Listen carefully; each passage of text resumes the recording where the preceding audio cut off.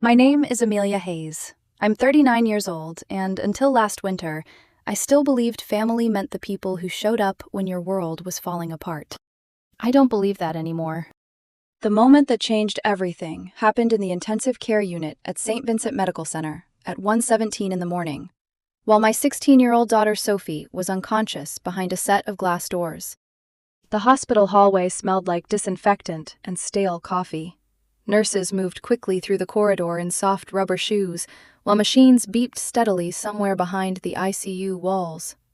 Every sound felt unnaturally sharp because I had not slept in almost 30 hours. An hour earlier, I had sent a message to my entire family.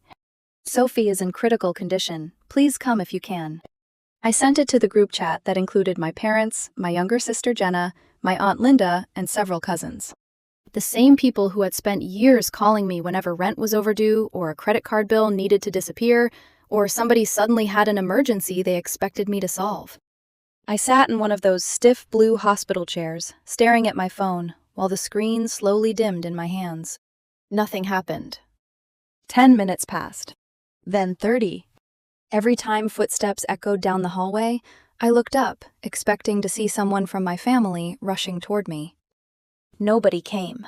Finally, my phone buzzed. For one terrible second, relief flooded my chest. But it was only my cousin Ethan. I'm out of state right now, but I'm praying for Sophie. That was it. My mother said nothing. My father said nothing. Jenna said nothing. At first, I tried making excuses for them in my head. Maybe they were already driving to the hospital. Maybe traffic was bad. Maybe their phones were dead. But the hours kept passing. I called my mother first. No answer. Then my father. Straight to voicemail. Then Jenna. Nothing. That was when the silence in the hallway started feeling unbearable. Sophie had collapsed at school earlier that afternoon. One moment she had been laughing with her friends in the cafeteria, and the next she was on the floor struggling to breathe while paramedics rushed her into an ambulance. The doctors kept using careful words like unstable and critical. They spoke softly, like they were afraid normal volume might break me apart completely. I kept staring at my phone, waiting for someone, anyone, in my family to care enough to come. Around midnight, it buzzed again. This time, it was Jenna. 4 words. I need help immediately. I stared at the message for several seconds before I finally called her. She answered almost instantly. Amelia, she said quickly, sounding strangely excited. Thank God. I closed my eyes. Did you read my message about Sophie? Yeah, she said. I saw it. There was a pause. Then she said the sentence that changed the way I saw my family forever. Listen, I need you to wire me money tomorrow morning. At first, I genuinely thought I misunderstood her. I waited for her to say something else. Something normal. Something human. How is Sophie? What did the doctors say? Is she okay? But instead, Jenna kept talking. I found the SUV I've always wanted, she said breathlessly. It's a Range Rover, Amelia. The dealership is willing to sell it under market value, but only if I confirm payment tomorrow. I stared through the ICU window while she talked. Machines blinked steadily beside Sophie's bed. A nurse adjusted one of the monitors near her head. My daughter looked so small lying there. I'm at the hospital, I whispered. I know, Jenna replied casually, but there's not really anything you can do tonight anyway. Something inside my chest tightened painfully. My daughter was unconscious, 10 feet away from me. And my sister was explaining why this was a convenient time to buy a luxury vehicle. I asked her if she understood what was happening right now. Of course I do, she said impatiently, but this opportunity won't happen twice. Then she started describing the SUV. The color, the interior, the mileage, the financing. I sat frozen in that chair, listening to her talk about heated leather seats, while Sophie fought for her life behind glass doors. Finally, I interrupted her. Did you even think about coming here? Silence. Then Jenna sighed. You know, hospitals make me uncomfortable. I looked down the empty hallway. Nobody from my family had come. Not my parents. Not Aunt Linda. Not Jenna. Only Ethan, the cousin who lived several states away, had bothered sending a message. Jenna kept talking. She explained how she would eventually pay me back. She called the vehicle an investment. Then she said something that made everything suddenly feel painfully clear. "You make way more money than the rest of us, Amelia." That sentence settled over me like ice water. Because in that moment, I realized something horrifying. To my family, I was not a daughter. I was not a sister. I was an account balance. And the worst part was realizing how long I had allowed it. After my husband Matthew died 4 years earlier, I buried myself in work. My career in software security exploded almost overnight, and suddenly I was earning more money than anyone else in the family combined. At first, helping them felt natural. Jenna wanted to go back to college. My parents needed help with bills. Aunt Linda lost her apartment. There was always a crisis. Always a reason. Always a promise to repay me someday. But sitting outside the ICU, I suddenly saw the pattern clearly for the first time. They never asked whether helping them was hurting me. They only asked for more. Jenna was still talking about the SUV. I finally interrupted her again. "How much money do you think I've given you over the years?" Silence. I already knew the answer because I had checked my bank statements once during tax season. Almost $90,000. Tuition. Rent. Emergency loans. Insurance payments. Random transfers labeled temporary. Jenna exhaled softly. "You've always had more than us." There it was again. Not gratitude. Expectation. I asked her which account she planned to use. Immediately, relief entered her voice. "The education account," she said quickly. "The one you set up for me." Of course. The account I had been filling every semester so she could focus on school without worrying about expenses. Money she had never contributed a single dollar toward herself. Jenna started calculating how much she needed. I let her finish. Then I said quietly, "Don't worry. I'll handle it tomorrow." She laughed softly in relief. "Thank you. Seriously, you're saving me." Saving her. While my daughter lay unconscious. Jenna immediately went back to talking about road trips she planned to take once she bought the SUV. I stopped listening. Instead, I stared through the ICU glass at Sophie. At the pale color of her face. At the machines surrounding her. At how fragile she suddenly looked. Eventually, I ended the call without warning. The hallway became silent again. For the next hour, I sat there replaying the last 10 years of my life.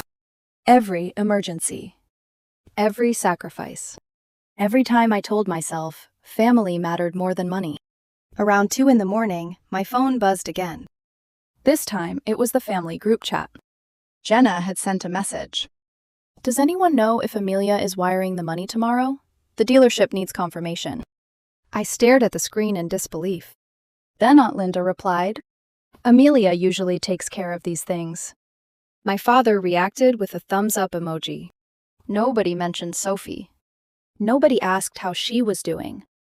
That was the moment the anger finally arrived. Not loud anger. Quiet anger.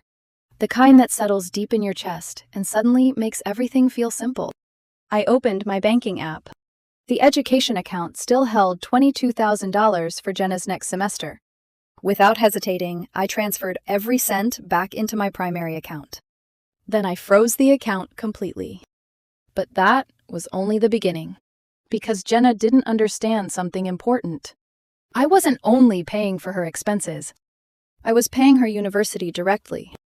And the next phone call I made was about to destroy her plans for that luxury SUV completely. At exactly 8 the next morning, I called Jenna's university from the same hospital chair where I had spent the entire night. The ICU hallway looked different in daylight. Less frightening.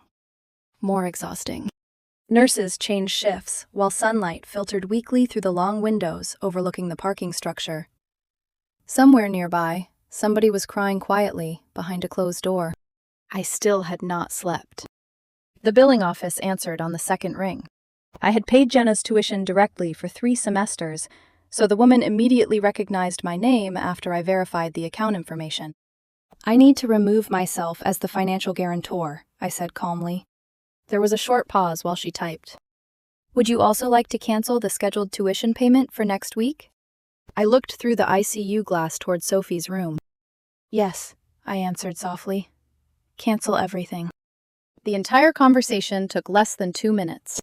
When the call ended, Jenna officially had no tuition funding, no emergency account, and no backup plan. Oddly enough, I didn't feel guilty. I felt calm. That feeling lasted approximately 6 minutes. Then my phone exploded. Jenna called first. Then again. Then again. Message after message flooded my screen. "Amelia, what happened to the account?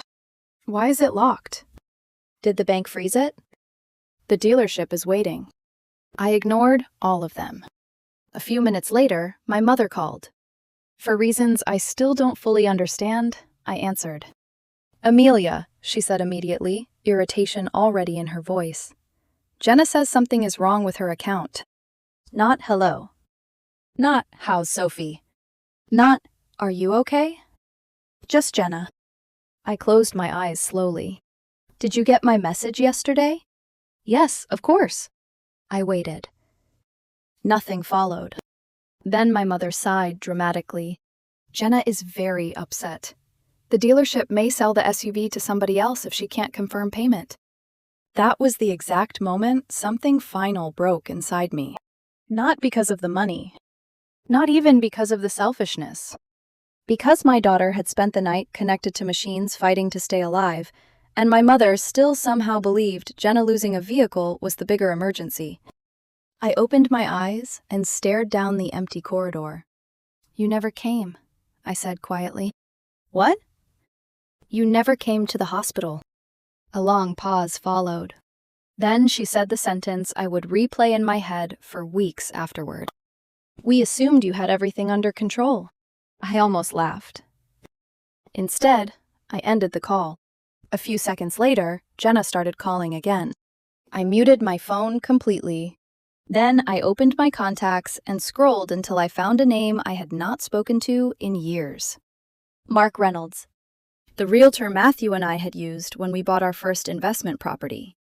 He answered immediately. "Amelia Hayes," he said warmly. "Wow, it's been a long time." "It has." "How are you?" I glanced toward Sophie's ICU room before answering. "I need to sell my house." There was a pause. "The house in Pasadena?" "Yes." "That's an incredible property," Mark said carefully. "Are you sure you want to move that quickly?" "Yes." He hesitated. "Is someone living there?" I almost smiled at the question. "My family," I answered. "Temporarily." That word temporary nearly made me sick. My parents, Jenna, and Aunt Linda had moved into the house 3 years earlier after Matthew died. At the time, they claimed they needed a few months to recover financially. A few months became years. Eventually, they stopped acting like guests altogether. Mark said he already had clients looking in that neighborhood. "I could bring buyers by this afternoon if you're serious." "I'm serious." After we hung up, I stared at my reflection in the dark phone screen. For years, I had convinced myself helping them was the right thing to do. But somewhere along the way, helping had quietly transformed into surrender. And I was finally done surrendering. By noon, I had 23 missed calls from Jenna alone. The family group chat was spiraling. Aunt Linda insisted the bank must have made a mistake. My father demanded I fix the account immediately. Jenna kept sending angry messages about the dealership refusing to hold the SUV much longer. Still, nobody mentioned Sophie. Not once. Finally, I typed a single sentence into the group chat. "The account isn't frozen." Silence. Then Jenna replied immediately. "What does that mean?" I stared at the screen for several seconds. before typing the truth. I closed it. The reaction was immediate. Messages flooded in so fast, they blurred together. Why would you do that? Are you serious? What is wrong with you?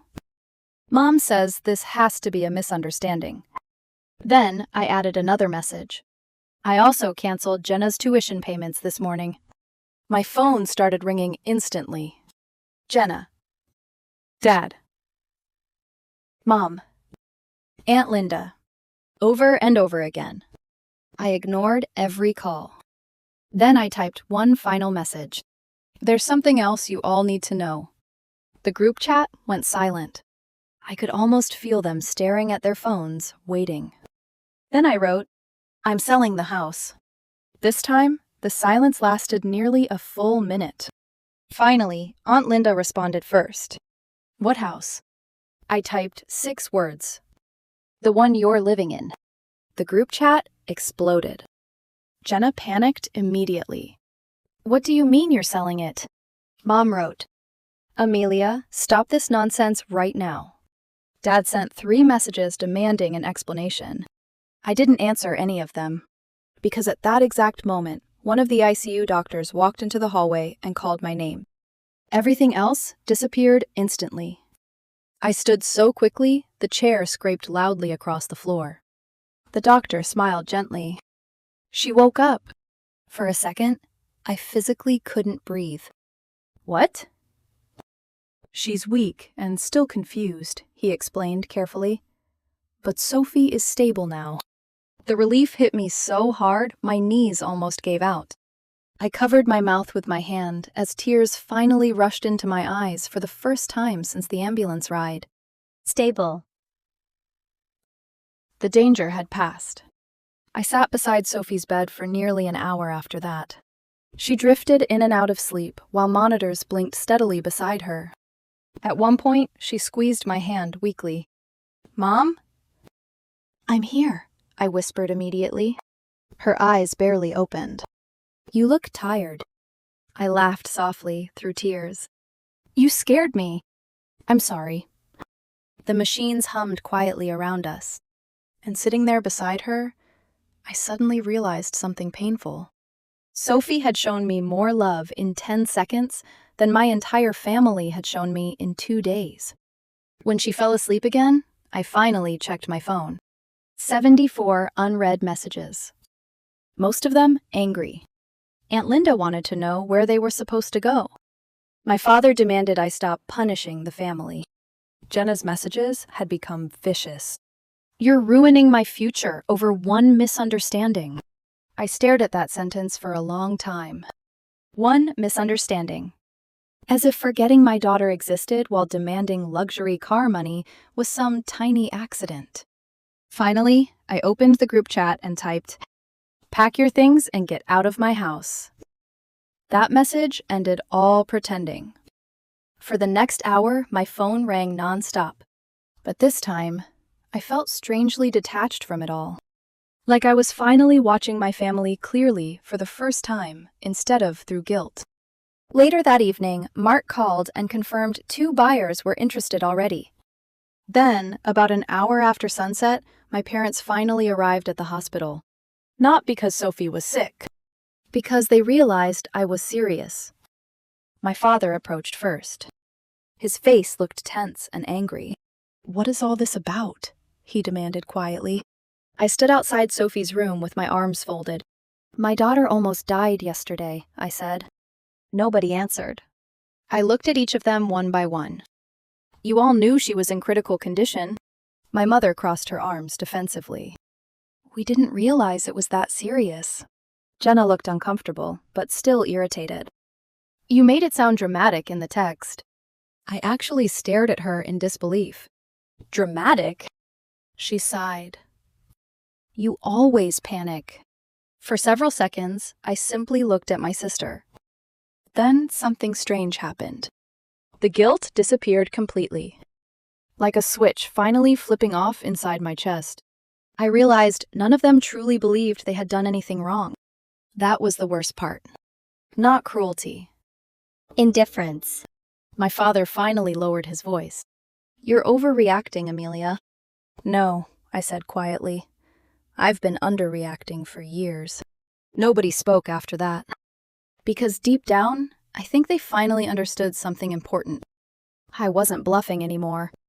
And for the first time in their lives, they were about to discover what happened when I stopped rescuing them.